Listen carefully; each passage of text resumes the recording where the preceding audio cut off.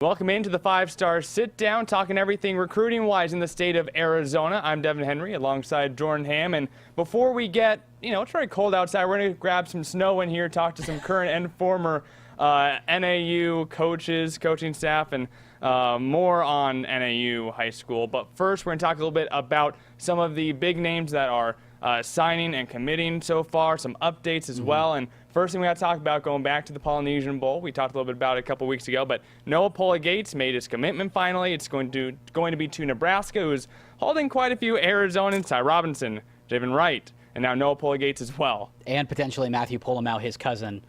They were a late offer for him. Look, if Nebraska can get back to its former glory, and I'm talking like early 2000s former glory, and that defense, the black shirts, which is one of the more decorated defenses in college football, if they get back to that status where the black shirts are the elite defense, Arizona is going to have a lot to do with it, because Ty Robinson along the defensive line, it sounds like he's going to be pretty much inserted in that lineup very early in his career. And then you have Javen Wright and Noah Gates in the secondary.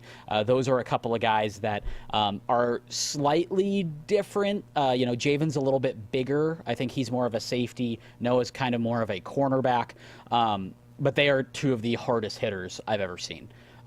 Covering this over the span of 5-6 years.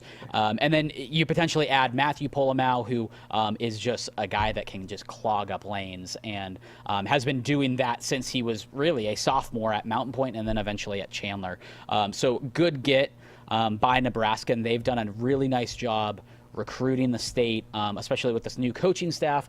And much like Noah and Ty Robinson, they brought the entire coaching staff down. So for them, overkill is the strategy with the amount of coaches that come in. But it seems to be effective with these top guys, and they're in on plenty of 2020 guys as well. Now, later on, we're going to talk to Louis Ramirez, head coach at Marana, but spent time recruiting with NAU. Now he's back to the high school level. Also, Aaron Pflugrad, who is also right now helping recruit, but also on the offensive side of the ball for NAU. But let's talk about a couple other guys here. Someone who is not official yet, but of course we got whispers. Kyle Patterson, he's got offers from the Alabama, also Washington, Air Force, his final three.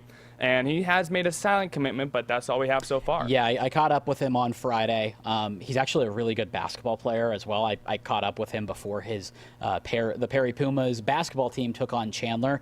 And he's just a great athlete, a big-bodied guy. And much like Braden Rome, the offensive tackle from Perry, he kind of transformed his body in this past year. And I think that Perry definitely deserves some credit and their weight program, getting these guys college ready. And that's, I think, really why these big programs are now coming towards Patterson. He saw kind of a late push right before signing day. Washington offered him right before early signing day, but he didn't make a commitment or sign anywhere because he promised Air Force he would take an official visit in January. He wanted to honor that, so he decided he'd wait.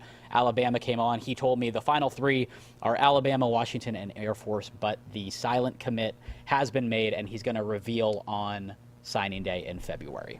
And then one more guy before we go away, and that's going to be Des Melton. A huge spotlight in the West Valley on a team that had a poor year in the 4A conference.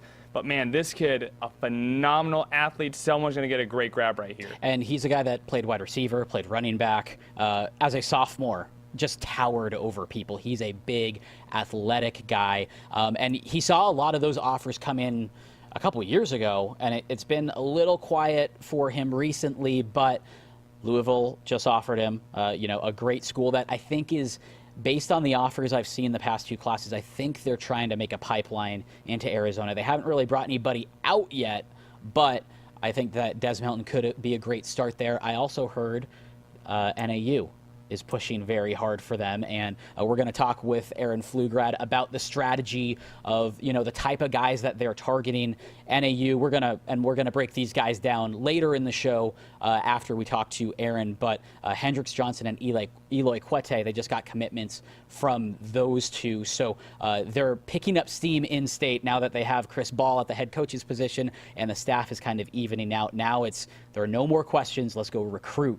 And I think those two that they just got are great guys to bring in. If you had Des Melton, all of a sudden this could be a, in terms of quantity, maybe not the biggest in-state class, but they got some ball players that would be going up to Flagstaff. Yeah, plenty more to come on up. But before we go away, we got to talk about the big news that hit us yesterday, the AIA's meeting, which it kind of hit me by surprise, but there is a new kind of format, if you will, when it's going to come to the state tournaments next year.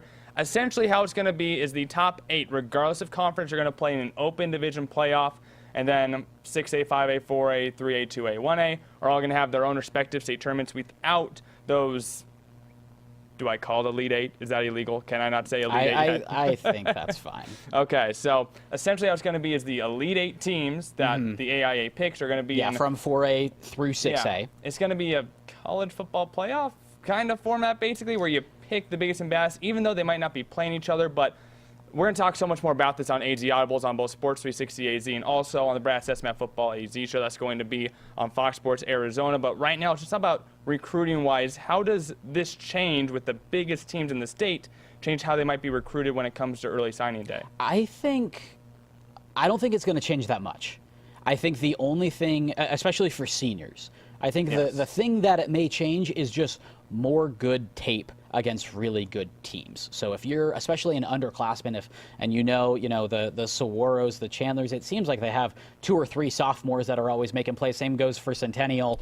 It feels like Jaden Starks has been here for like 6 years now. Jaden Young. Yes. So I think that's just going to be another good opportunity for them to get good tape. They can still also have those early out-of-state games, that is still available. So you're getting top-flight competition, and if you can show out against them, all of a sudden there are less questions of like, well, yeah, but can they do that against potential college players? You're probably playing a couple potential college players on the other end of the field if it's the top 8 teams in the state.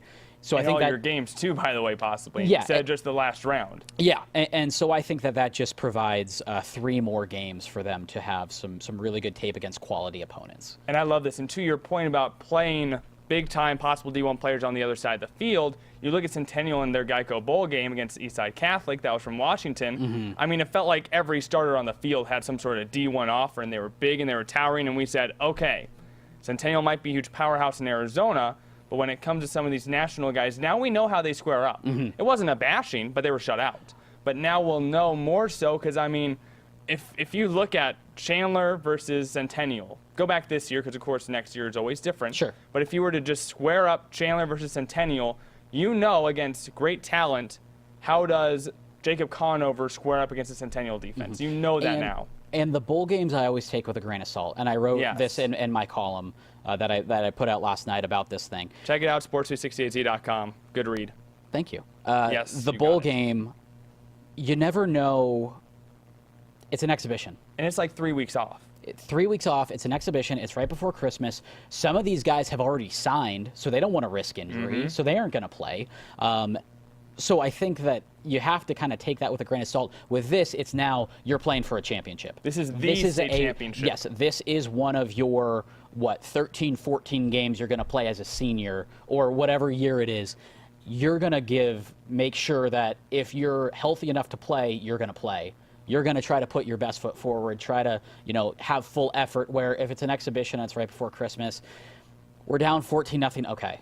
And I'm not saying that happened with Centennial. That could have happened on the other side, with other teams in previous years that, Arizona teams beat up on. But with those scores, it's cool. It's a good way to get some guys exposure. But I always take that performance-wise, at least, with a grain of salt. Exactly, and I'm really excited to see. I mean, I've been asking for years. I'm like, because it's been Chandler, Centennial, 6A, 5A that we've talked about forever, and I'm like, and now Saguaro, we see it. Now we throw in Saguaro, too. They don't need to plan a big 5A or 6A game in the middle of their year. Keep Chaparral, of course, because it's a rivalry game, but now you don't feel any sort of pressure to go, do we need to pick up another 6A team, or do we go out of state because you only have 5-ish games to plan for preseason? I have a lot more thoughts, but I need to save them because I know we're going to talk about it on AZ Audibles. Yes. But yes, from a recruiting standpoint. Yeah, from a recruiting standpoint, I feel like not a lot is really going to change. I think overall this is a good thing if isn't a good thing, it's going to become really evident really quickly.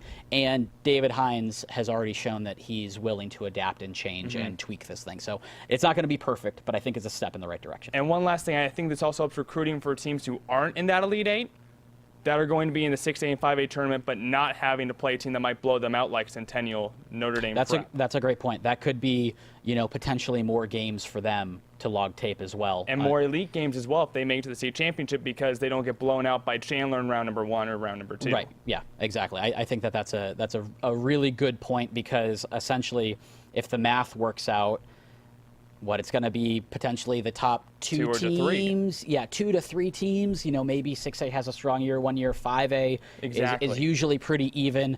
Again, we can go a lot of different directions here, but that's a great point for the the next echelon of teams of pretty to really good teams. All of a sudden, they're getting a couple more games as well. A lot to divulge on this after 12-ish hours of this announcement or so. I got thoughts. But yeah, we got a lot of thoughts. Brad Tessmatt, Football AZ, Fox Sports Arizona next week. You can check out AZ Audibles on that, or always on sports360az.com. But for now, this is still the 5-star sit down. When we come back, we were talking to Louis Ramirez, the head coach at Marana, and how things have kind of changed in his outlook high school coaching after being a recruiting coach over at NAU.